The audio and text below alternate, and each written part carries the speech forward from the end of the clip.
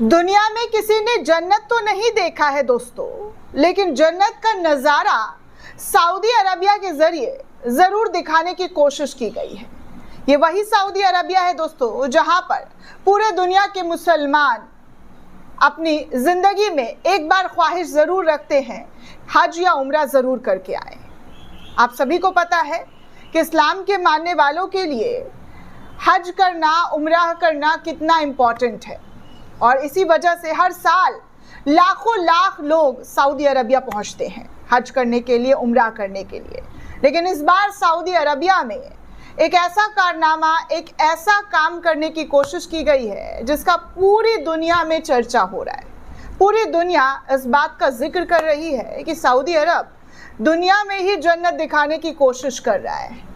एक ऐसा खूबसूरत नज़ारा पेश करने की कोशिश सऊदी अरब के ज़रिए शुरू कर दी गई है दोस्तों, जिसका अंजाम जो है, जी हाँ, जिसका अंजाम 2030 में शायद देखने सुनने को मिल सके, उस पर बात करेंगे। साथ ही दोस्तों, इजराइल की हरकत एक बार फिर से, जी हाँ, एक बार फिर से दुनिया के सामने आई है।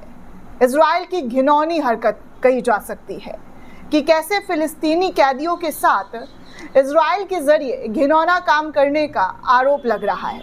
उस खबर पर भी जाऊंगी, लेकिन सबसे पहले सऊदी अरब पर चलती हूं कि सऊदी अरब के ज़रिए फीफा वर्ल्ड कप की तैयारी ज़ोरों शोरों से की जा रही है। 2034 में फीफा वर्ल्ड कप जो है सऊदी अरब के अंदर होने वाला है, जिसको लेकर सऊदी अरब ने पूरा जो प्रोजेक्ट है वो तैयार कर लिया है कि इसको कैसे और किस तरीके से करना है।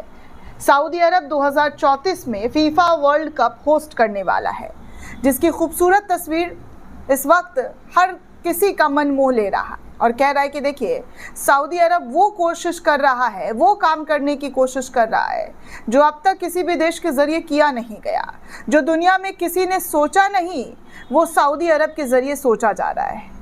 वो एक अरब देश ने सोच लिया है दोस्तों, सऊदी अरब के किंग ने सोच लिया है। वैसे सच्चाई तो ये है कि वो सिर्फ सोच ही नहीं रहा है, बल्कि उसको ज़मीन पर भी उतार चुका है। हम बात कर रहे हैं दोस्तों सऊदी अरब की, जो अपनी तेल वाली इकोनॉमी को बदलकर दुनिया को एक ऐसा एडवांस देश बनाना चाहता है जहां दुनिया भर का निवेश आए, दुनिया भर का टैलेंट बसने आए। ये सब कुछ सऊदी के ज़रिए किया जा रहा है। उसके इसी सपने की नींव में सऊदी अरब ने, जी हाँ, सऊदी अरब में बनता भविष्य का शहर जिसका नाम नियोम सिटी है। ये एक ऐसा शहर बना रहा है जिसकी खासियत सुनकर आपको एक बार लगेगा कि क्या सच में इंसान ने इतनी तरक्की कर ली है कि इतने बड़े स्केल पर इतना बड़ा मॉडर्न शहर तैयार कर रहा है। नियोम सिटी के बारे में तो हम पहले भी बात कर चुके हैं दोस्तों, लेकिन नियोम सिटी से हटकर सऊदी अरब ने फीफा वर्ल्ड कप 2034 के लिए स्काई स्टेडियम बनाने की घोषणा की है, जिसकी तस्वीर आप देख सकते हैं। ये ज़मीन से 350 मीटर ऊपर स्थित बनाया जा रहा है, जिसका आधिकारिक नाम नियोम स्टेडियम होगा। ये स्टेडियम ज़मीनी स्तर से लगभग 350 मीटर के ऊपर स्थित है, जो इसे सबसे आकर्षक बना रहा है। खेल संरचनाओं में भी सबसे आकर्षण का केंद्र जो है नियोम स्टेडियम होने वाला है। नियोम स्टेडियम में लगभग 46,000 दर्शकों के बैठने की क्षमता होगी। ये पूरी तरीके से नवीनीकरणीय ऊर्जा से संचालित होगा। बाकी हमारी बराबरी ना कोई कर सकता है, ना कोई करेगा, ऐसा सऊदी अरब के ज़रिए दावा भी किया जा रहा है। हम तो और ये भी कहा जा रहा है कि देखिए, हम कैसे टेक्नोलॉजी को अपने अंदर ला रहे हैं और बसा रहे हैं, जिसका पूरी दुनिया में आकर्षण का जो है केंद्र बन रहा है। ये सऊदी अरब के ज़रिए खासियत जो है वो दिखाने की कोशिश की है। पहले नियोम सिटी चर्चा का विषय बना हुआ था दोस्तों, जहाँ पर जन्नत जैसी तमाम शौक सुविधाएं जो है नियोम सिटी के अंदर मौजूद जो है सऊदी सरकार के ज़रिए किया जा रहा है। उसी से हटकर फीफा वर्ल्ड कप की तैयारी भी सऊदी अरब के ज़रिए जो की जा रही है, उसको लेकर जो स्टेडियम बनाया जा रहा है वो ज़मीन से 350 मीटर ऊपर। आप देखिए इस तस्वीर की संरचना को, कितनी खूबसूरती के साथ इस स्टेडियम को सऊदी अरबिया के ज़रिए बनाया जा रहा है। ना ही कोई हिंदू मुसलमान, ना किसी तरीके का विवादित बयान, सिर्फ काम पर फोकस। अगर काम ईमानदारी से किया जाने लगे दोस्तों, तो हर वो देश स्वर्ग बन सकता है, जिसकी कल्पना नागरिकों की और एक सरकार की होती है। लेकिन कुछ लोग ऐसे हैं जो दिन रात नफरत नफरत घृणा घृणा को परोसने का काम करते हैं। उनका खाना पूर्ति ही नहीं होता है बिना नफरत फैलाए, बिना घृणा किए। आगे दोस्तों फिलिस्तीन के बारे में बात करूं तो सीज फायर तो हो गया है, लेकिन महिलाओं के साथ, जी हाँ, आरोप लग रहा है कि इजरायली जेल में फिलिस्तीनी महिलाओं के साथ गंदा काम हो रहा है। जेल में चीखें उठ रही है। जी सलाम की ये रिपोर्ट है दोस्तों। जी सलाम कह रहा है कि इजराइल फिलिस्तीनियों को कैद करता है और उनके साथ जानवरों जैसा व्यवहार करता है। कई फिलिस्तीनी अभी भी इजराइल जेल में बंद है। इस वक्त 39 फिलिस्तीनी महिलाएं इजरायली जेलों में कैद हैं। इनमें 2 नाबालिग लड़कियां और गाजा की एक महिला भी शामिल है। फिलिस्तीनी कैदी संगठन ने कहा है कि इन महिलाओं के साथ पूछताछ सेंटर में जानवरों जैसा सलूक किया जा रहा है।